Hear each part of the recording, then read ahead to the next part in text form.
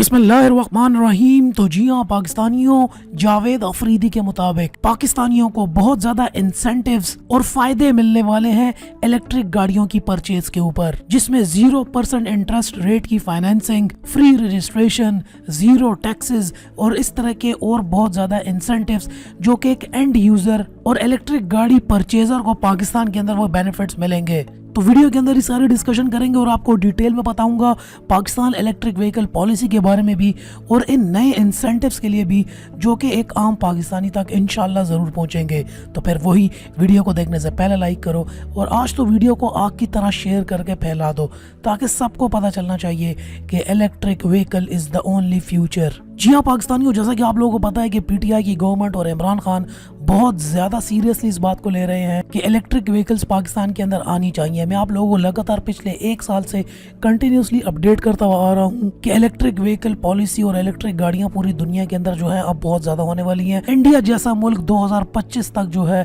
Complete 100% electric गाड़ियों पर shift होने वाला है। तो हम क्यों नहीं, जैसा कि आप लोगों को पता है कि हमारी जो इलेक्ट्रिक व्हीकल पॉलिसी है, जिसके मुताबिक फ़िलहाल गोल ये है कि 30% जो है इस टाइम पे ऑटोमोटिव इंडस्ट्री को कन्वर्ट किया जाए इलेक्ट्रिक के ऊपर, और बाय द 2040 90% पाकिस्तानी गवर्नमेंट देख रही है कि 90% हम कंप्लीट इलेक्ट्रिक गाड़ियां कर देंगे पाकिस्तान के अंदर। इससे पोल्यूशन में कमी हो, एनवायरमेंटल चेंजेस कम हो, पानी साफ लोगों को मिले। जैसा कि आप लोगों को पता है कि जावेद अफरीदी जो है वो एक फेमस बिजनेसमैन है पाकिस्तान के और मुख्तलिफ बड़े प्रोजेक्ट के इन्वेस्टर्स भी हैं। इन्होंने यहाँ पर फेसबुक के ऊपर पोस्ट की है कि जो इलेक्ट्रिक व्हीकल पॉलिसी के जो बेनिफिट्स हैं जो कि एक आम पाकिस्तानी को मिलेंगे, सबसे पहला तो उसमें आ रहा है कि नो टोल टैक्स देना नहीं पड़ेगा जो भी इलेक्ट्रिक व्हीकल गाड़ी चला रहा होगा या जिसने खरीदी होगी। इसके अलावा गाड़ी की रजिस्ट्रेशन के ऊपर और टोकन फ्री तो होगी ही नहीं, रजिस्ट्रेशन भी फ्री है, टोकन भी नहीं देना पड़ेगा। कार फाइनेंसिंग जो बैंक से हम करते हैं वो 0%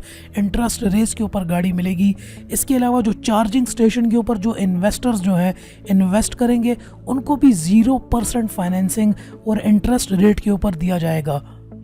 साथ ही साथ जो भी इन्वेस्टर्स होंगे उनसे कोई भी टैक्स कलेक्शन नहीं होगी, इन्वेस्टमेंट के ऊपर भी और इनकम के ऊपर भी। मतलब जो भी इलेक्ट्रिक गाड़ी खरीदने वाला है या इलेक्ट्रिक इकोसिस्टम के अंदर इन्वेस्ट करने वाला है, वो गवर्नमेंट के तकरीबन तमाम टैक्सेस कोई भी जो है उसके ऊपर एप्लीकेबल नहीं है। जो यूज़र होगा उसको गाड़ी जो है अगर वो बैंक से भी ले रहा है तो उसको एक्स्ट्रा कोई पैसे देने की ज़रूरत नहीं है, वो उतने की ही गाड़ी खरीदेगा जो कि गाड़ी की अपनी कॉस्ट होगी। साथ ही साथ उसको रजिस्ट्रेशन की ज़रूरत नहीं है, टोकन टैक्सेस की ज़रूरत नहीं है, मोटरवे टोल्स की ज़रूरत नहीं है। ये सारे के सारे इंसेंटिव्स जो हैं वो एंड यूज़र्स को मिलने वाले हैं जावेद अफरीदी के मुताबिक, और आई एम श्योर इनकी बहुत बड़ी इन्वेस्टमेंट ज़रूर होगी इस पूरी जो है इलेक्ट्रिक इकोसिस्टम्स के अंदर और इलेक्ट्रिक कार मैन्युफैक्चरर्स के साथ भी। इम्पॉर्टेंट बात यह है कि यहाँ पर इन्वेस्टर और बिजनेस कम्युनिटी तो इन सब चीज़ों की बात तो कर रही है, लेकिन अभी तक गवर्नमेंट की तरफ से एज सच कोई फाइनलाइजेशन इस चीज़ के ऊपर नहीं हुई